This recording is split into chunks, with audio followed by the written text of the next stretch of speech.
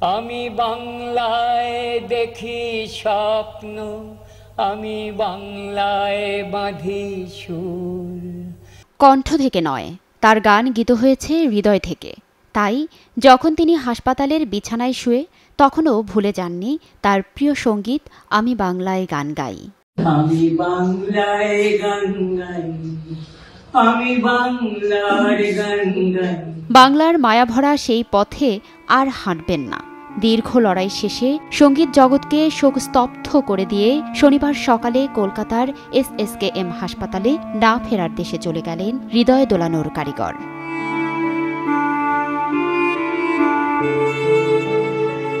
1942 সালের 25 জুন অবিভক্ত বাংলার বরিশালে জন্ম প্রতুলের। দেশভাগের পরে ওপার বাংলায় চলে গেলেও দুই বাংলা আর বাংলা ভাষার জন্য ভালোবাসা কমেনি এতটুকুও।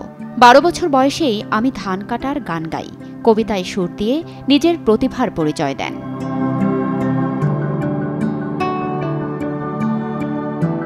নিউ সানসিল্ক ব্ল্যাক শাইন, নজর কাড়া শাইনি চুলের নাম্বার 1 চয়েস।